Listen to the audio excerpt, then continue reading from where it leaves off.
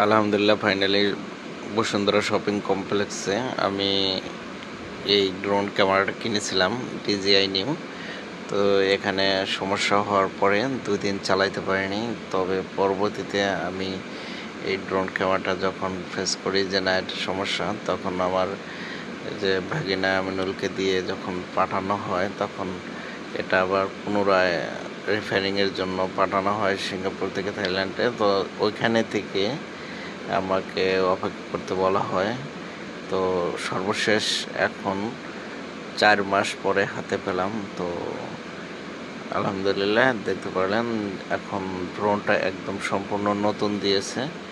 আগের যে ড্রোন ছিল ওটা নিয়ে আমাকে শুধু বডিটা চেঞ্জ করে দিয়েছে।